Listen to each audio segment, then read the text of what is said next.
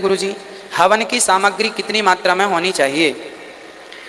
हवन सामग्री कितनी मात्रा में होनी चाहिए? हमने बहुत पहले इस विषय को सुना था, पढ़ा था कि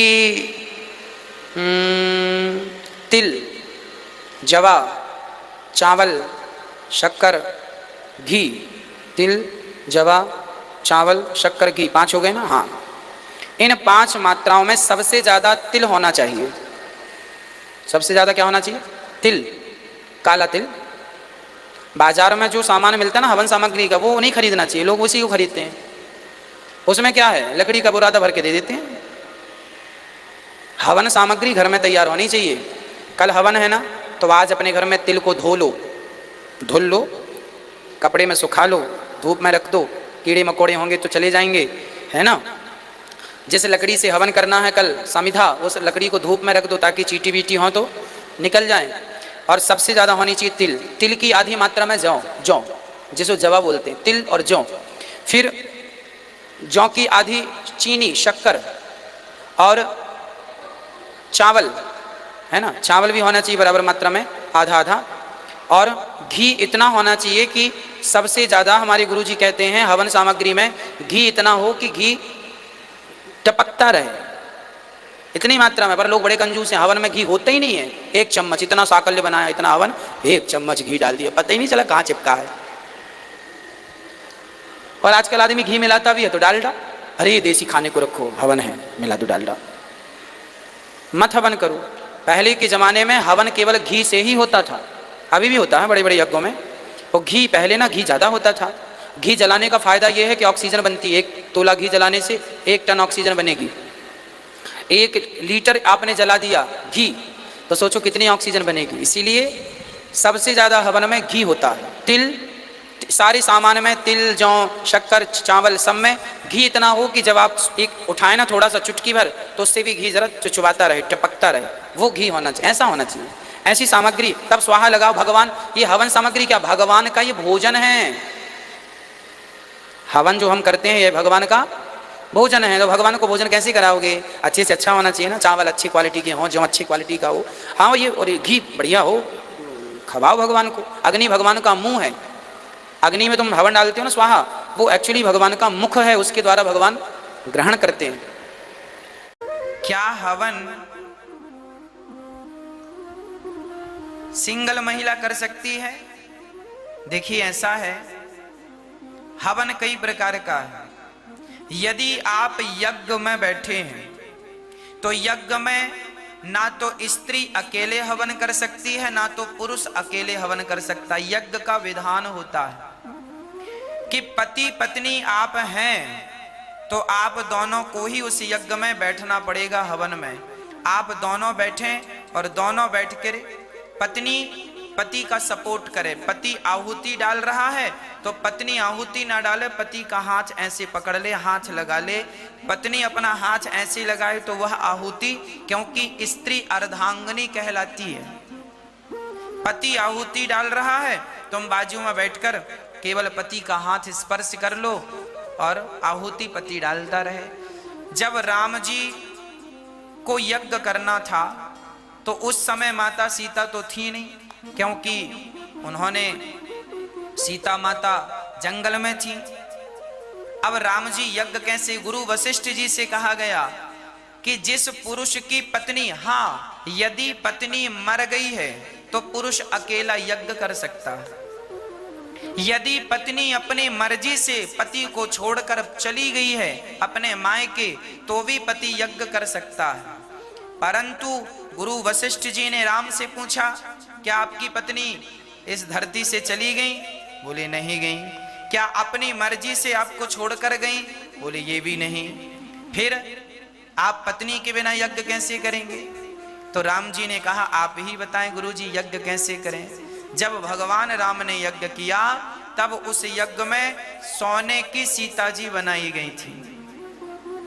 राम जी, सोचिए राम भगवान थे, पर राम जी को भी शास्त्र अकेले यज्ञ करने की परमिशन नहीं देता। आप भगवान ही क्यों ना हो और आप इस धरती पर यज्ञ कर रहे हैं, तो धरती में जो वेद पुराण हैं उसकी मर्यादा का पालन तो भगवान को भी करना पड़ेगा। क्योंकि मर्यादाएं बनाई ही भगवान ने है, तो भगवान ही पालन नहीं करेंगे तो कौन करेगा।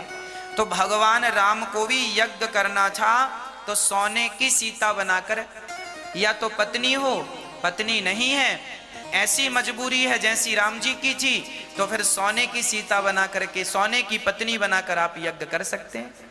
सोने की सीता में बाजू में बिठाकर और गुरु वशिष्ठ जी ने यज्ञ कराया। कहने का तात्पर्य यह है कि ना तो पत्नी अकेले यज्ञ कर सकती है पति के बिना, ना तो पति अकेले यज्ञ कर सकता है पत्नी के बिना। सत्यनारायण भगवान की आप कथा सुनते हैं तो पंडित जी छोटा सा हवन कराते हैं। सत्यनारायण भगवान की कथा में भी पति पत्नी दोनों को ही बैठकर सुनना चाहिए।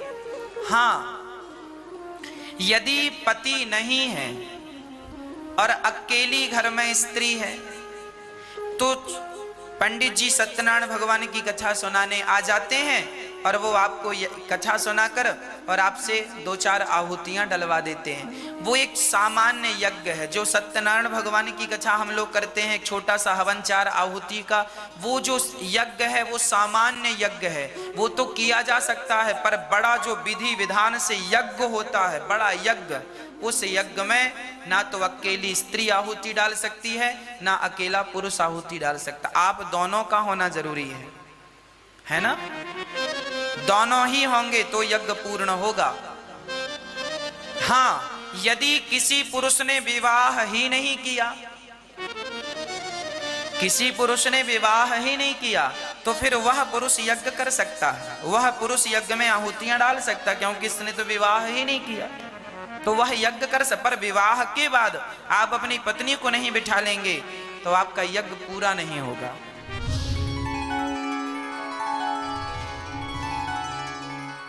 जय श्री कृष्णा, जय गौ माता।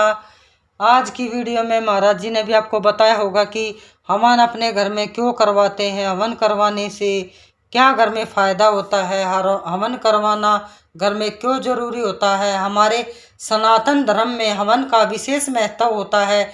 घर की पवित्रता बनाए रखने के लिए तथा सकारात्मक शक्ति का संचार करने के लिए लोग अपने घरों में हवन करवाते हैं। हवन करवाने के लाभ का उल्लेख ऋग्वेद में भी किया गया है। अपने घर में हवन करवाने से बहुत ही एक अच्छा वातावरण का माहौल घर में हो जाता है। ऋग्वेद के अनुसार भी हवन करवाना बहुत ही फायदेमंद होता है और इससे घर की पवित्रता बरकरार रहती है। हवन करवाने से प्रदूषण मुक्त होता है। वातावरण सेहत के लिए भी हवन बहुत ही अच्छा लाभदायक माना गया है। घर में हवन करवाने से होती है आध्यात्मिक शुद्धता। हवन में उपयोगी की जाने वाली सामग्रियों से भी मिलता है हमें बहुत सारा फल। आपने कभी ना कभी अपने घर में हवन करवाया होगा या किसी हवन में कहीं पर भी गए होंगे, आपने यह महसूस किया होगा कि हवन के साथ आपके अंदर भी सकारात्मक शक्तियों का संचार हुआ है।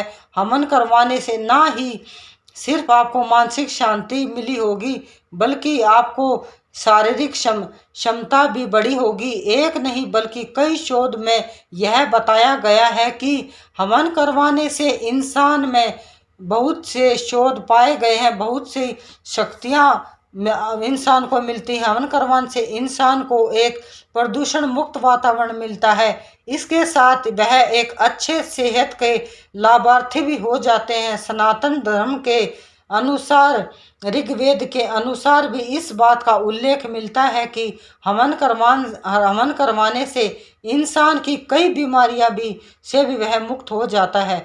अगर किसी हवन में आप गए होंगे तो आपने यह देखा होगा कि अक्सर हवन में बहुत सारे पीपल की छाल, पलाश का पौधा, तिल, देवदार की जड़, अश्वगंधा की जड़, आम की पत्ती और तना, गुल्लर की छाल और पत्ती, बेर, कपूर, शक्कर, जौ, चावल, चंदन की लकड़ी, इलायची, लौंग, जामुन की पत्ती, मुलेठी की जड़ आदि आदि सामान आपको हवन में दिखाई देते होंगे, मिलते होंगे, तो उसका भी हमारे जीवन पे बहुत ही ज़्यादा इफेक्ट पड़ता है। तो इसलिए अपने घर में समय समय पर हवन जरूर कराएं। अगर कोई पंडित के द्वारा ना करवा पाए तो छोटा जितना भी आपसे बन पड़े तो हवन अपने घर में जरूर करना चाहिए है। स्वास्थ्य के लिए भी बहुत ही लाभकारी होता है। हिंदू धर्म में हर देवी देवताओं की पूजा पाठ की अलग अलग विधि है। किसी की पूजा दिन में होती है तो किसी की रात में।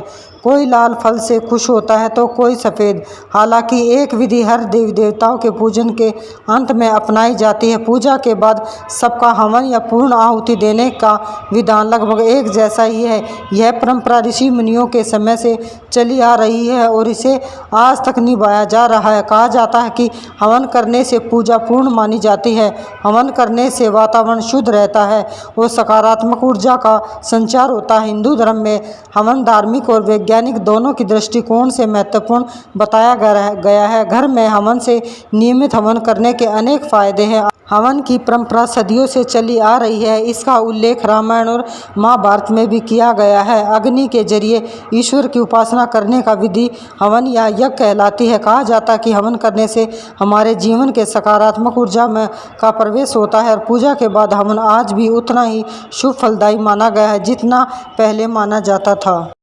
तो हमारे स्वास्थ्य के लिए हवन बहुत ही लाभदायक माना जाता है। तो हमें अपने घर में हवन जरूर करवाना चाहिए। समय समय पर हमें हवन करवाते रहना चाहिए। इससे हमारे स्वास्थ्य भी ठीक रहता है और हमारे घर में का शुद्ध वातावरण होता है और हमारे वातावरण में भी ऑक्सीजन का संचार ज़्यादा हो जाता है। आज की वीडियो में इतना ही। राधे राधे।